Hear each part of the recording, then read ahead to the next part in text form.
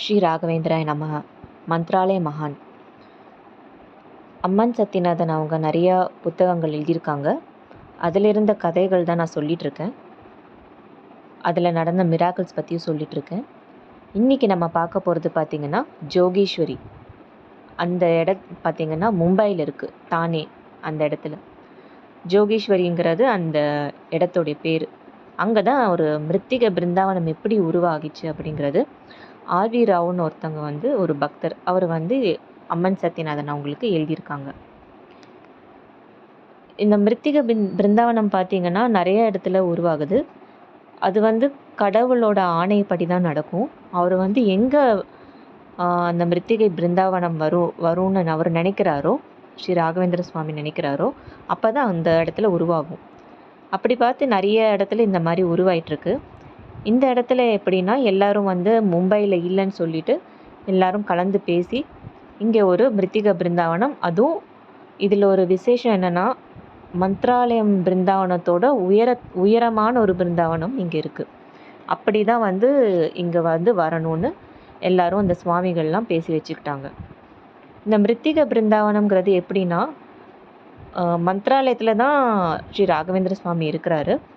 எல்லா பிருந்தாவனத்துலேயும் பார்த்திங்கன்னா மிருத்திகான்னு சொல்லிட்டு அந்த விபூதி மாதிரி அதை சுவாமிகளுக்கு பூஜித்து அந்த எந்த பிருந்தாவனம் எழுப்புகிறாங்களோ அங்கே வச்சு பூஜை பண்ணி யாகம்லாம் பண்ணி தான் அந்த பிருந்தாவனம் எழுப்புவாங்க. அதனால் மந்த்ராலயம் இருக்கிற அந்த பிருந்தாவனம்க்கு அதே பலன் தான் எல்லா இடத்துலையும் இந்த மிருத்திகா பிருந்தாவனம் இருக்கிற எல்லா இடத்துலையும் சுவாமி இருக்கிற மாதிரி ஒரு ஐதீகம். அந்த மாதிரி இந்த மும்பையில் பண்ணும்போது பக்தர்கள் பார்த்திங்கன்னா மந்த்ராலயத்துலேருந்து அந்த மிருத்திகை எடுத்துகிட்டு அவங்க நடந்தே போகணும். பாத யாத்திரை போயிட்டு அங்கே நிறைய நதி நீர் எல்லாம் மடியாக எடுத்துகிட்டு அங்கே போகணும். அப்படி தான் இங்கே பயணம் ஆரம்பித்தாங்க. மந்த்ராலய சுவாமிகள் பார்த்திங்கன்னா அவருக்கு என்ன தோணிச்சு தெரியல, அவரும் ஒரு மிருத்திகா கையில் எடுத்து அவரும் கிளம்பிட்டார்.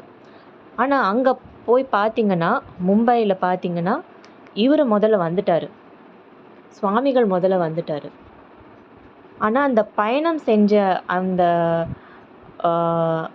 ஒரு 10 பேர் யாரும் அவங்க இன்னும் வரல. அந்த காலத்தில் எந்த தகவலும் இல்லை. இது நடந்தது 1971 அந்த ஆண்டில். அதனால் எந்த தகவலும் இல்லை. அங்கே ஜோகேஸ்வரிங்கிற இடத்துல அந்த பக்தர்கள்லாம் எல்லோரும் காத்துட்ருந்தாங்க. அங்கே எல்லாருக்கும் ஒரே சலசலப்பாக இருந்தது. இவங்க வரலையே, இப்போ பிருந்தாவனம் எழுப்பணும், அந்த மிருத்திகை வச்சு யாகம் எழுப்பின அப்புறம் தான் பிருந்தாவனம் எழுப்பணும், இவங்க வந்ததுக்கப்புறம் தான் பண்ண போகிறோமா இல்லை என்ன பண்ண போகிறோம் அப்படிங்கிறது அங்கே எல்லாமே யோசிச்சுட்டு இருந்தாங்க. ஆனால் என்ன ஆச்சுன்னா இவங்க சுவாமிகள் முதல்லயே கிளம்பி போயிட்டாரு. அவங்க மும்பை வந்துட்டார் அந்த இடத்துக்கு. அவர் அங்கே போன அப்புறம் எல்லாரும் ஒரே கவலையாக இருந்தாங்க. அந்த மிருத்திகா வரலையே அப்படின்ட்டு, பக்தர்கள் இன்னும் சேரலையே அப்படின்னு எந்த தகவலும் இல்லையே அப்படின்ட்டு. அப்புறம் இவர் சொன்னார், என்கிட்ட ஒன்று இருக்குது, நம்ம பார்க்கலாம், அவங்களும் வரட்டும் அப்படிங்கிற மாதிரி சொன்னோன்னே எல்லாருக்கும் ஒரு சந்தோஷமாச்சு. அதே மாதிரி அடுத்த நாள் பார்த்திங்கன்னா அவங்கெல்லாம் வந்துட்டாங்க. இப்போ அவங்களும் கொண்டு வந்தாங்க தீர்த்தம், எல்லா நதி தீர்த்தமும் கொண்டு வந்தாங்க. அங்கே யாகத்துக்கு எல்லாம் ஏற்பாடு பண்ணாங்க. இப்போ இங்கே என்ன கேள்வினா, இது ஏதோ ஒரு விசேஷமானது. இந்த மிருத்திகை பார்த்திங்கன்னா இந்த பக்தர்களும் கொண்டு வந்தாங்க, சுவாமிகளும் கொண்டு வந்தாங்க. ஆனால் எந்த மிருத்திகையை எடுத்து வச்சு அந்த பிருந்தாவனம் எழுப்பப்பட்டதுங்கிறது அடுத்த கதையில் தான் சொல்லியிருக்காங்க. நானும் இந்த மிருத்திகை பிருந்தாவனம் இந்த இது ஃபஸ்ட்டு இதில் இந்த கதை எப்படி இவங்க ஆரம்பித்தாங்கங்கிறது நான் சொல்கிறேன். அடுத்த கதையில் எது வச்சாங்க அப்படிங்கிறது, எந்த மிருத்திகை வச்சாங்க அப்படிங்கிறது நான் சொல்கிறேன். இப்போ இது என்ன ஆச்சுன்னா, இது எது வச்சாங்கன்னு இன்னும் சொல்லலை. அவர் அடுத்த கதையில் நான் சொல்ல போகிறேன்னு சொல்லியிருந்தார். அம்மன் சத்யநாதன் அப்படி தான் எழுதியிருக்காரு. இந்த மிருத்திகை பிருந்தாவனம் எழுந்துருச்சு. அந்த இடம் பார்த்திங்கன்னா ரொம்ப உயரமான ஒரு பிருந்தாவனம்.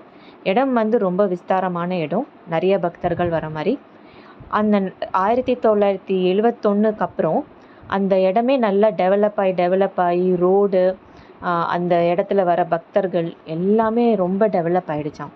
போக போக வந்து அது வந்து ஒரு மெயின் இடம் மாதிரி ஆயிடுச்சாம், இந்த ஜோகீஸ்வரி அப்படிங்கிறது இடம்.